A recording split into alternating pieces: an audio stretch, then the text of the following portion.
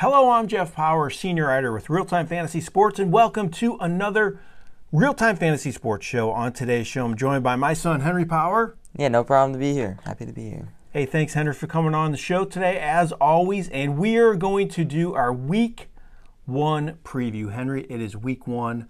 We're ready to go. Yeah, we're finally here. It took long enough. It did. It seems like it took forever, but everybody's wrapping up their drafts. But if you still want to get a draft here at RealTime Fantasy Sports, you can do that before the games start on Thursday. You can still get in our TFC championship draft, $500,000 for that. But we're also running drafts all the way up through Sunday as well before the games start. Even after that, we'll run drafts after the first week of the season. If you're already upset with your team, you can get more drafts, but for sure. So just go to rtsports.com, click on that Money League link, and see everything we have to offer. But we're going to preview Week 1. This is what we're going to do, Henry. We're going to give everybody 4 hot plays, 4 players we really like at each position, 3 fades, and then 2 sleepers. Yep. So we're going to go through each position for the hot plays. I'm going to let you go first, Henry. Who's your first hot play for the week? So I've got a quarterback. I got Matthew Stafford. He plays Detroit Week 1, who's a little shaky against the pass. And last year in the playoffs, he had 22.68 fantasy points against them. And now it seems like they're going to be fully healthy to start the year. Nakua, Cup, everybody's healthy. I think it's full go for Stafford, and he's going to let it air out that ball on Sunday Night Football this week. I like Stafford as well. I'll give you Tua Tagovailoa as my QB for this week. Absolutely love him. I think he's getting overlooked in drafts a little bit, quite frankly. He finished 9th in quarterback scoring last year, and he's going as the 16th, 17th quarterback off the board in a lot of drafts. He had 7 games with 20-plus fantasy points. I think he starts strong this week against Jacksonville. They allowed the 5th most fantasy points to quarterbacks last year, 27th against the pass during the preseason. I think Tua gets off to a red-hot start. Who's your next hot play, Henry? I got another player for that Sunday Night Football game. I got David Montgomery. Gibbs has got that hamstring injury lingering and going on. And I'm all in on Monty this week. I think they may ease Gibbs back into the workload. Now to say he's fully healthy, but I don't think you want to run him out there full quite yet when you have a player like David Montgomery behind him. I expect him to get the goal line work still, so he's probably going to score once or twice in this game. I expect him to have a big role still and have a great game this week. I like Montgomery too. I'll give you a back that had a good second half to the year last year, and that's James Cook. Kind of had a breakout season overall for the Bills as well, but I think he's going to get more work from day one in an offense that was a lot more balanced after they switched play calling duties about halfway through the season. I think Cook's going to get a big workload this week against Arizona. Great matchup for him. They're dreadful against the run. They allowed the most fantasy points of running backs last year. I don't think they really addressed that situation too well in the offseason as well. So I think Cook runs wild in Week 1. All right, Henry, who's your next hot play? I don't think this guy's much of a player you're going to sit, but I think he's having a huge week. I'm going with Mike Evans. Manuel Forbes, outside corner, so this guy's going to play Mike Evans most of the game. He struggled mightily last year, especially against A.J. Brown. A couple times A.J. Brown had monster games against him. And Mike Evans is a similar body type / receiver to him, and I expect him to put up huge numbers this week against Washington. My theme's kind of players I feel like are overlooked for my hot plays. And another one is Devonte Adams. I think everybody's kind of soured on him for whatever reason. He just gets it done every season. Gardner Minshew is going to be his QB now, and I don't think that's a bad thing. Look what he did with Michael Pittman last year, had 100-plus catches.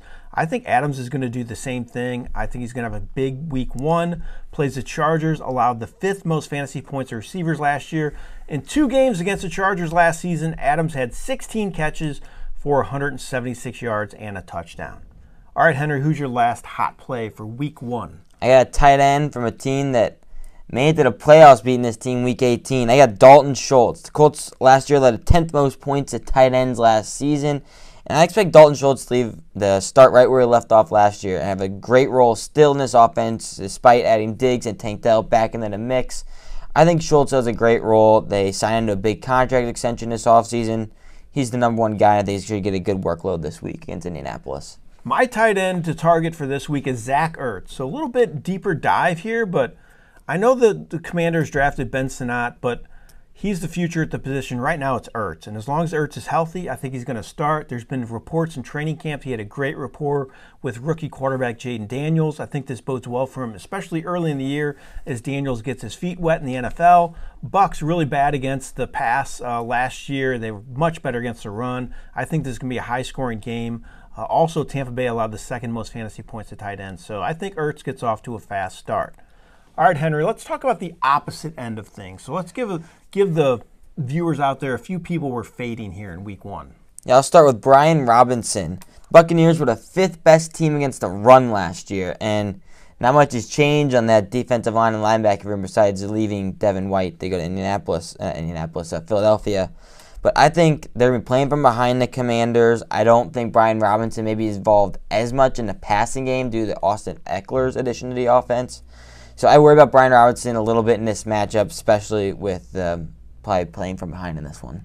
Yeah, so you piggybacked my Zach Ertz pick. That's a good call. Opposite end of things, not so good against the pass, but good against the run, Tampa Bay.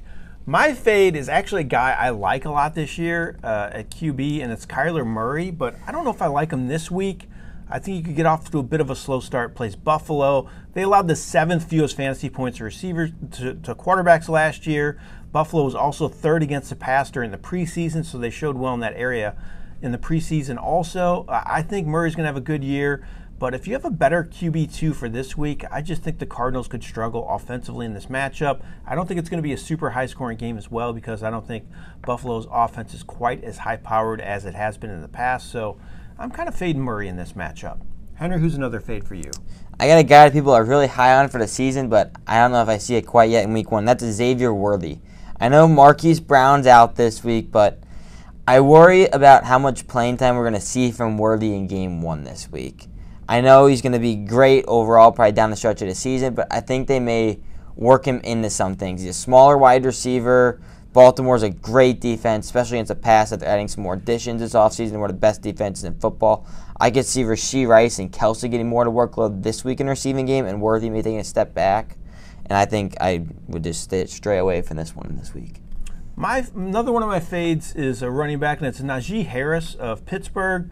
I think he could get a little bigger workload, actually, early in the year with Jaylen Warren banged up. That's good news. But the bad news is he plays Atlanta this week. They were really good against the run last year. Lockdown. They could not stop the pass, though. Falcons were 11th overall against the run during the preseason as well. I just don't think the Steelers' offense is going to be very good. So I think I would fade Harris this week. If you got a better RB2 or flex play, I'd go that route. All right, Henry, give me your last fade for week 1. I have David Njoku. I worry about Deshaun Watson. I'm going to point that out right now. That's for the whole season. He's got this shoulder issue that's been lingering, it seems like. It already popped up again in the preseason, which worries me a little bit. And Dallas, that's one mighty defense they got there. And they were the 3rd best against the tight end last year. And I see Njoku struggling, especially not in the best connection of Watson we saw last year. I could see them going to Cooper more often in this game rather than Njoku, and I'd maybe stray away a little bit from Njoku in this one. So I'm going to give you a receiver for my last fade, and it's Brandon Aiyuk. The guy just signed a big contract extension. Good news for that offense in general, but he didn't play a single game in the preseason, missed nearly all of training camp, done little in practice also. I think they might ease him into action this year in San Francisco. He plays the Jets in week 1. Great defense, especially against the pass. They allowed the fewest fantasy points to receivers. I just don't think I'd play Aiyuk this week 1. All right, Henry, let's talk about 2 sleepers. Give the viewers out there a couple guys might be flying under the radar here for this week. I'll start off with Rashod Shaheed of the New Orleans Saints. They just got a new offensive coordinator this year, and I think Shaheed could have a way bigger role in this offense as a deep play threat. Last time I played Carolina, he ended the best numbers. It was 4 catches for 63 yards. But I could see him adding a touchdown or 2 in this one, especially with the lack of weapons, it seems like, in this New Orleans offense outside of Olave and Kamara. I could see Shaheed getting a lot more of those deep threat balls, and if he catches just one of those passes deep down the field, can impact in a great week for fantasy owners with him. I'll give you a receiver as well. It's Juan Robinson, kind of the guy I've been taking some dart throws on in a lot of my best ball drafts, but I think somebody else has to catch passes besides Malik Neighbors. Obviously, he's going to get a lot of work, a lot of targets, but I think Robinson could be the next man up in that offense in terms of targets. And this week, great matchup against the Vikings. They're a disaster against the pass last year. I think it's going to be an issue again this year. They were 29th against the pass during the preseason. I think the Giants are going to have to throw the ball to have success. So I think Robinson could be a sneaky play if you're looking for a deep deep receiver option for week 1. All right, Henry, give me your last sleeper before we get out of here. I got one of my favorite players in football right here because I think this is finally the year for him. I have Jameson Williams. I know he had the huge play in the NFC Championship to end off his season. He didn't do much outside of that, but I think that's a turning point. I think they see that he's finally going to be fully healthy. This is actually going to be his first full season in the NFL. Last year he suspended 6 games. Year before that, he was injured, coming back from an ACL injury. And this is his first full season. There's been great reports at a training camp about him looking great. I think he's going to be involved way more this year in the offense. He's a deep play threat. I mean, we saw what he did at Alabama. I think this is finally his breakout season, and I think it starts right here, week 1 against the Rams.